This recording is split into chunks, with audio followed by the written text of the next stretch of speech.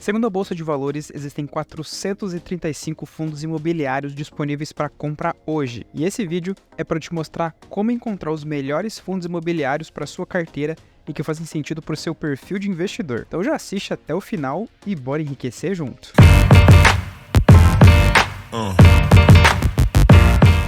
E se você não me conhece, excelente dia! Eu sou o El, eu te mostro como investir na prática através de uma carteira pública de investimentos e também como encontrar os melhores ativos para o seu perfil de investidor. Então, se isso faz sentido para você, já se inscreve aqui no canal para não perder nenhuma atualização. Então é o seguinte, antes de você sair analisando por aí qualquer fundo que aparece na sua frente, você precisa ter um objetivo em mente. O que você quer fazer com esses fundos imobiliários? Então você tem que decidir se você quer um fundo que vai ser para longo prazo, para criar renda passiva que você não vai querer vender no futuro, ou então se você está pensando em vender esse fundo imobiliário no futuro para ganhar, para gerar lucro na venda desse ativo. Isso é muito importante você ter em mente, porque cada objetivo vai olhar para os indicadores de uma maneira diferente. Então, com o objetivo em mente, você vai precisar do seu segundo passo, que vai ser entender quais são todos os tipos de fundo imobiliário que existem. Então, o primeiro tipo são os fundos de tijolo. Esses são os fundos que investem em imóveis reais, imóveis físicos mesmo, e recebem valor em aluguel. Então, basicamente, o dinheiro que você recebe é de aluguel de outros imóveis. Dentro dessa categoria de fundo de tijolo, pode ter diversos segmentos diferentes, como, por exemplo, escritórios, lajes corporativas, fundos rurais, galpões logísticos, fundos de shopping, tem hospitais também e por aí vai. O segundo tipo são os fundos de papel. Esse tipo de fundo ele trabalha mais com recebíveis imobiliários. Esse aqui ele é um pouquinho mais complicado, mas basicamente ele compra a dívida de outras pessoas e recebe baseado no juro que ele está cobrando da pessoa que ele comprou essa dívida. Então assim, por ele ter uma possibilidade maior de que alguém dê o calote neles, o fundo de papel ele é bem mais arriscado. O terceiro tipo são os fundos imobiliários híbridos. E como o nome já diz, ele tem uma mescla de ativos que são de papel e ativos que são de tijolo. Os fundos híbridos eles têm um risco médio, porque justamente ele está mesclando o alto risco de um ativo de papel com o baixo risco de um fundo de tijolo. O quarto tipo de fundo imobiliário são os fundos de fundo. Esse aqui, ao invés de ele comprar imóveis ou comprar os recebíveis, ele na verdade investe em outros fundos imobiliários. Particularmente eu não gosto muito desse tipo de fundo, porque você vai ter que pagar uma taxa de administração para alguém fazer essa diversificação para você, sendo que é basicamente isso que você está fazendo aqui nesse vídeo. Você está entendendo como encontrar os melhores ativos para o seu perfil, para que você faça essa diversificação você mesmo. Então, para que pagar para outra pessoa fazer algo que você mesmo pode fazer? E o quinto tipo de fundo imobiliário são os fundos de desenvolvimento. Esse tipo de fundo eles podem construir tanto para vender e ganhar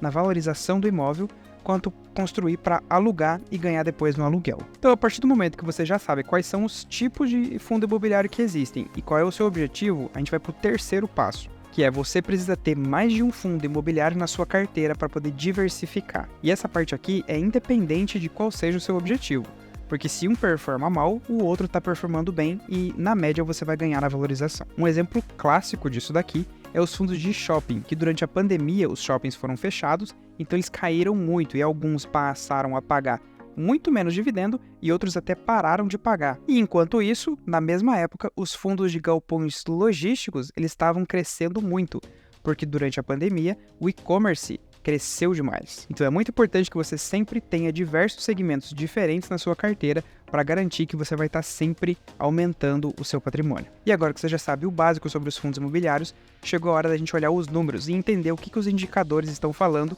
para decidir qual vai ser o fundo imobiliário que eu vou adicionar na minha carteira no final. O primeiro indicador que você tem que olhar é o tamanho do valor patrimonial daquele fundo. Geralmente, quanto maior for o valor patrimonial, significa que melhor é aquela gestora, porque as pessoas confiaram o suficiente nela para colocar o dinheiro nelas até que o fundo chegasse naquele patamar. Só que ao mesmo tempo, quanto maior for o patrimônio e melhor for a gestora, menor vai ser a valorização daquela cota, porque tá todo mundo olhando para o que aquela gestora tá fazendo. Então ela não pode errar, você entende isso? Então ela não vai arriscar muito. Então a valorização tende a ser um pouquinho menor. Então, claro que para quem está olhando sempre para o longo prazo, esse é um ótimo indicador e ele mostra a qualidade daquele fundo. E já para quem pensa em vender ele no futuro, as chances dele se valorizar são um pouco menores. Então, se você pensa em vender no futuro, você vai acabar olhando para os fundos imobiliários que têm um valor patrimonial um pouco menor. O segundo indicador é o Dividend Yield, e esse valor é basicamente a porcentagem que aquele fundo vai te pagar em relação ao dinheiro que você investiu nele. Esse aqui costuma ser o indicador preferido de quem investe em fundos imobiliários. Então, da mesma forma que a taxa Selic hoje te paga 13,25% ao ano, o Dividend Yield é esse valor da porcentagem de quanto que ele vai te pagar. E você consegue encontrar essa informação tanto por mês, nos últimos 3 meses, nos últimos 6 meses e no último ano. Só que tem um detalhe muito importante. Quando a gente fala de taxa Selic, você sabe que ela vai te pagar no futuro aquele valor. Já o Dividend Yield do fundo imobiliário, ele está falando da rentabilidade passada, ou seja, nos últimos 3 meses, nos últimos 6 meses, no último ano, ele pagou aquela porcentagem, para você ter uma noção de quanto ele vai pagar no futuro. Mas isso não significa que ele vai pagar aquela porcentagem, é só uma média. Então, se um fundo que custa R$100 está te pagando todo mês R$1, isso significa que o dividend yield dele é 1% ao mês. E é sempre muito importante que você olhe o histórico de pagamento de dividendos desse fundo, porque assim você tem noção se ele é consistente no pagamento ou se ele tem uma variação muito grande nesses pagamentos. Para quem está pensando no longo prazo, é importante observar que nem sempre um dividend yield muito alto é melhor. Na verdade, você tem que olhar mais ou menos uma média, entre 10% e 15% ali, que é uma rentabilidade ótima.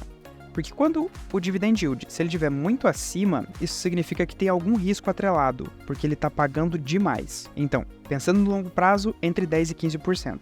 Se você está pensando em vender a cota no futuro, então você pode arriscar um pouquinho mais e pegar um dividend yield mais alto. O terceiro indicador é a liquidez daquele fundo. Aqui você vai ter uma noção mais ou menos de qual é o volume de cotas daquele fundo que são negociadas diariamente. Porque quando você precisar vender, você sabe que aquilo, se tiver um volume alto, né? Você sabe que aquilo vai vender rápido. E se tiver um volume baixo, vai demorar muito para você conseguir vender aquela cota. Mas claro, se você está olhando para o longo prazo, como é o meu caso, a liquidez ela não faz tanta diferença assim, porque eu não estou pensando em vender ela no futuro. O quarto indicador que a gente vai olhar aqui é a vacância daquele fundo. Ou seja, qual é a porcentagem dos imóveis daquele fundo que não estão sendo locados ou alugados, entendeu? Então eles não têm nenhum locatário, ele está vazio. Se não tem ninguém pagando aluguel. E se não tem ninguém pagando aluguel, vai diminuir o valor que você recebe dos aluguéis daquele fundo. Então o ideal é que esse indicador aqui ele seja o mais baixo possível, independente de qual seja o seu objetivo, tanto para vender no futuro quanto para longo prazo. O quinto indicador é a concentração dos ativos. Pensa o seguinte, se um fundo imobiliário ele tem apenas um imóvel e é alugado para apenas uma empresa, se essa empresa decidir sair e ir para algum outro galpão, por exemplo, toda a renda daquele fundo imobiliário vai simplesmente desaparecer, porque 100% dos aluguéis vão parar de aparecer, vão parar de ser pagos, e isso vai ser completamente péssimo. Agora, se um mesmo fundo ele tem diversos imóveis em diversas cidades diferentes, diversos lugares diferentes, por mais que uma empresa saia, todas as outras empresas ainda estão pagando. Então isso é ótimo. Então quanto mais ativos aquele fundo tiver espalhados, melhor. O sexto indicador é o P sobre VP, ou seja, preço sobre valor patrimonial. Esse indicador ele é uma conta que vai definir se você está pagando muito caro, muito barato ou se você paga o valor justo daquela cota. Nesse caso aqui, quanto mais abaixo de 1 tiver esse indicador, mais barato você está pagando. Quanto mais acima de 1 ele estiver, mais caro você está pagando. E se ele for 1, você está pagando o valor justo por ele. Então, se você pensa em vender a cota no futuro, esse é um indicador muito importante para você olhar. Porque você precisa comprar ativos que têm a possibilidade de aumentar de valor. Então, você quer comprar ativos que estejam abaixo de 1, porque eles têm a possibilidade de valorizar bastante para você poder vender no futuro e ganhar bastante na lucratividade dele. Agora, se você está pensando mais para o longo prazo, esse indicador aqui, mesmo que ele esteja mais caro, tá tudo bem, porque você tem a garantia que você está comprando algo que é de maior qualidade, que tem um risco menor, e mesmo que a cota venha a desvalorizar no futuro, mesmo assim ela ainda vai valer a pena. E o sétimo indicador é a taxa de administração do fundo imobiliário. Esse aqui é quanto que você vai pagar no ano para aquele fundo imobiliário, para que ele seja gerido pela gestora. Esse indicador eu coloco sempre no final, porque ele na verdade é um fator decisório. Então, se tiver um empate, você escolhe por aquele que tiver a menor taxa de administração. Mas não existe nenhum fundo que seja isento dessa taxa de administração. Então por isso ele fica por último. Mas depois disso tudo, você ainda deve estar se perguntando onde que eu encontro todas essas informações. E é muito fácil. é só deixar um like aqui nesse vídeo, se inscrever no canal e ativar o sininho, porque assim você não perde nenhuma atualização que sai aqui no canal e eu mostro tudo para você. Então, para você ver esses dados, eu vou utilizar o site do Investidor 10 que está sempre aparecendo aqui no canal.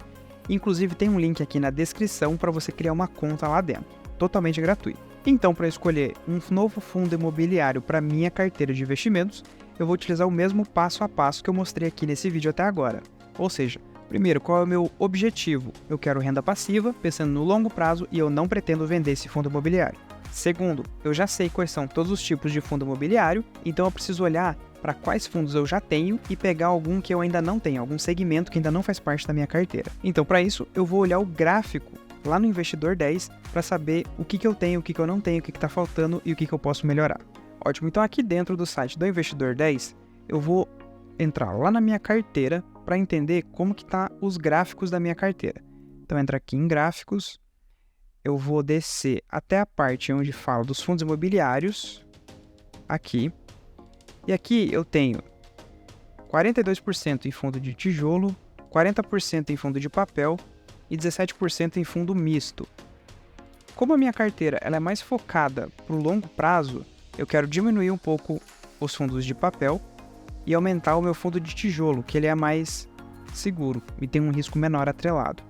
Então eu estou buscando mais um fundo de tijolo para aumentar minha carteira. Olhando aqui por segmento, dá para ver que eu tenho 17% em híbrido, que é os mesmos 17% aqui. Eu tenho 40% de valores imobiliários, que é esse aqui, né, 42%.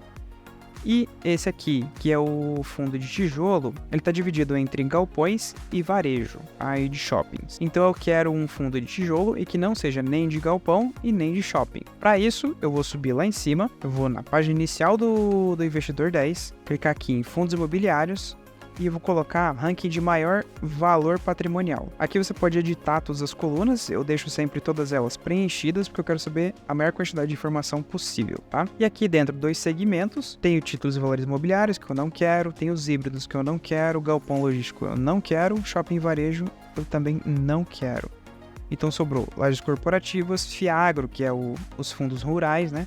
Agência bancária, investimento em participações, tem outros de infraestrutura e hotéis. Eu tô querendo colocar um de rural, então vamos ver todos os fiagros que eu tenho por aqui. E bora dar uma olhadinha nesse top 3 aqui, ó. Então, KNCA, Rural 11 e o Vegia 11, tá? Eu vou abrir cada um deles numa guia diferente e vamos dar uma analisada. Mas primeiro, todos eles têm um patrimônio líquido bem alto, né? Esse aqui tá 1,6 bilhão, esse aqui tá quase chegando no bilhão, esse aqui tem 823 milhões. Então tá top, ele tem um patrimônio líquido muito bom.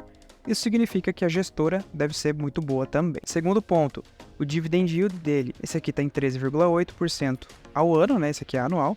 Então, 13,8% ao ano, 12,73%. Esse aqui paga mais, paga 18,49% ao ano. O P sobre VP que eu falei. Então, se ele está caro ou se ele está barato. Esse aqui está 1,03, 1,04, esse aqui está 1. Esse aqui é o único que está no preço justo.